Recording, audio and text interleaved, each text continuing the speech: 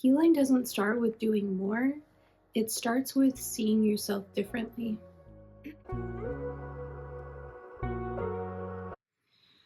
For a long time, I thought I just needed to try harder, fix my habits, hustle, stay positive, and just push through. But nothing really changed, not in the ways that mattered. Because underneath all the effort, I saw myself through the lens of fear, shame, and not being good enough. It wasn't until I hit a point where something had to give, and healing wasn't just a priority, it was my survival. And that's when I found self concept, how I saw myself, uh, what I believed I was allowed to be, have, and do. Once I started working there, everything shifted. That's why I'm sharing this. Because if you've been stuck in cycles, doubting yourself, or quietly wondering why life just is not clicking the way that it should, maybe this is what you've been missing. Self-concept is the root of all healing, and most people have never even heard of it. They just know that no matter how hard they try, things just don't feel right. They read the books, they go to therapy, they try to be better, do better, but something just feels off. Like they're stuck in this loop that they can't name. And deep down, they start to wonder, what's wrong with me? When your self-concept is built on shame, fear, and survival, it affects everything. The way you love, the way you work, and your dreams. That's why we're talking about it today. If you've ever felt broken, or like you're not enough, maybe too much, I'm hoping that I can help. Because once you see yourself clearly without the lens of shame, fear, and false beliefs, you become the you that you are meant to be, and that you actually are. And if watching this video flips even one switch in your mind today, that is everything. Because once you see what is possible for you, you can't unsee it. So, I have spent years in therapy, been medicated, been diagnosed with many things, and I have had countless amounts of therapists. And no one has ever talked to me about self-concept. No one told me that I could actually change how I saw myself. And I just want to say that if you're watching and you're thinking, yeah, okay, but it's not gonna work for me, I really get that. I used to be the same way too. And I'm not here to give you a quick fix. I'm just sharing some things that I wish someone had told me when I needed it the most. This channel is where I am going to share pieces of healing that I found on my own. Things like building a stronger sense of self, healing your nervous system, unlearning shame, and rewriting your inner story.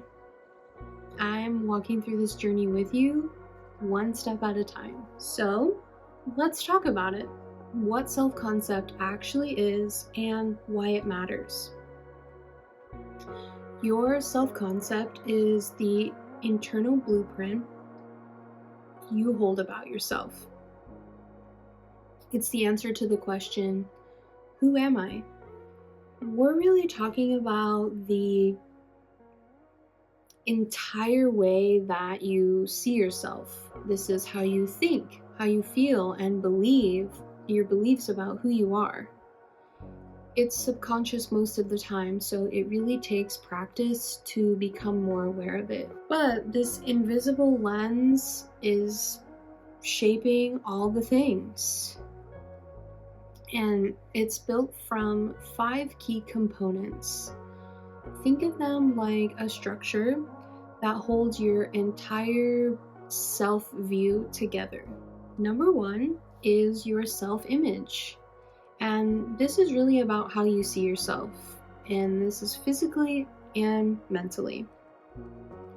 So it's like a mental picture that you have of you.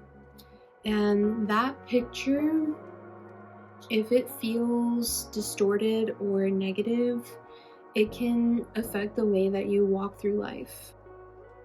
When your self-image isn't in a good place, it might look like constantly critiquing yourself.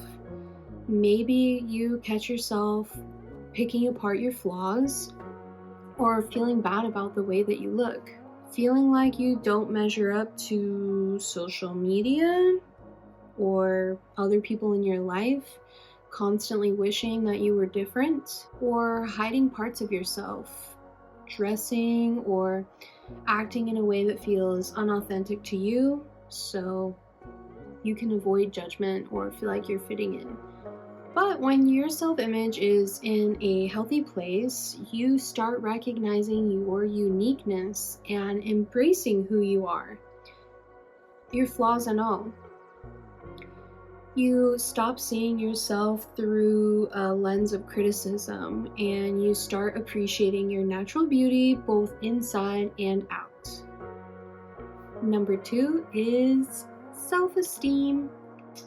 And this is how much that you believe you are worthy of love, success, and happiness. It's that internal feeling that tells you, I am enough, even on your bad days.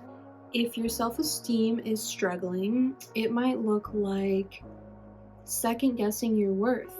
So when someone compliments you, you just shrug it off and don't know how to accept it. Or constantly feeling like you're not good enough. You might have a big win at work or in life, but you can't fully celebrate it because you feel like it's not enough. Letting others' opinions shape you. This is when you base your self-worth entirely on how others see you or how you think that they see you. When your self-esteem is in a better place, you own your wins and your setbacks with confidence. You believe that you are deserving of everything that comes your way. And you stop letting others' perceptions dictate how you feel about yourself. Number 3 is your self-identity. This is all about how you define yourself. So your beliefs, your values, and the roles that you play. So this is the essence of this is who I am. And it's important for creating stability within yourself. When your self-identity feels uncertain, it might show up like feeling lost or disconnected. You're just floating through life, trying on different personas based on who you're with and what you're doing. Maybe you're having a hard time making decisions or setting boundaries because you're unsure what really matters to you and who you want to be. Maybe changing who you are based on other people's expectations. So you're always trying to fit in to what others want from you, even if it's not true to who you are. When you're clear about your self-identity, you embrace you and you stop seeking validation from outside sources. You understand your values and you live by them, even if it's not always easy. Number 4 is your self-worth. And this is your deep, unshakable belief that you are valuable just because you exist. It's the truth that you do not need to prove anything or anyone to be worthy of respect, love, and happiness. When self-worth is out of whack, it might look like staying in unhealthy situations, like toxic relationships or jobs that drain you because you don't believe that you deserve better. Shrinking yourself, like apologizing for taking up space or downplaying your needs to make other people feel comfortable. Settling for less than you deserve, thinking that you'll never be able to get anything that you really want and you're just gonna go along with whatever comes your way. But when your self-worth is solid, you set clear boundaries and you confidently walk away from things that don't align with your values. You know that you're deserving of respect and all the good things that life has to offer. Number 5 is self-confidence. So this is about trusting in your abilities even when things get tough. So it's knowing that no matter what happens, you can handle it and keep moving forward. When your self-confidence isn't where you want it to be, it might look like avoiding challenges because you're scared of failure, so you don't even try. Constantly doubting yourself, you might think, I'm not good enough, or I'm gonna mess this up, even when you have the skills and or potential. Holding back on opportunities because you don't feel ready, even though deep down, you know that you have something valuable to offer. When your self-confidence is strong, you take risks and you trust yourself to handle the unknown. You may not always know how things will turn out, but you know that you have the strength to navigate it. Your self-concept isn't just some vague mindset thing. It's actually biological. When you chronically see yourself as not good enough or unworthy, your brain responds and thinks that you're in danger. It triggers stress hormones like cortisol, and over time, that wears down your mood, your energy, and even your ability to think clearly. But the wild and good thing is that your brain is changeable and it rewires itself based on what you repeatedly think and believe.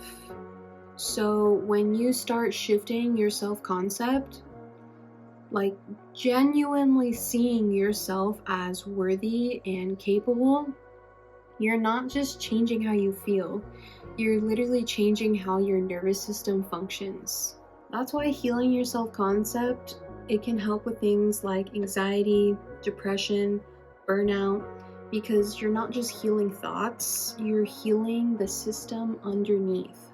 And that's why I wanted to start here with self-concept, because it's the place that I did not know about. And I always felt like I was broken and I just had to accept it. No one told me that I could actually change the way that I saw myself, that I could heal and not just cope. Finding this changed my life, and I'm sharing it in case it might change yours too. And this is the beginning of something new for me, and maybe for you. But either way, I'm glad that we're here together. So let me ask you, what's your self-concept? How do you see yourself? What silent story is running your life without you even realizing it? Today, I challenge you. Listen to how you talk to yourself. Pay attention. You'll start hearing the blueprint that you have been building your life on. Now, self-concept, it goes deep and we have a lot to unpack, so I have made this into a series. I'm going to break it down even deeper in my next videos. We're going to talk about where self-concept was formed, because we weren't born like this. We're also going to talk about how to rewire and start having a self-concept that will make you aligned with your true self, and how to step into a version of yourself that feels authentic, powerful, and free. If you take just one thing from today, it's this: you are not broken, you are becoming. And I am so proud of you for starting this journey. You're doing better than you think. And I'm honored to walk this path with you. Until next time, much love, and you've got this.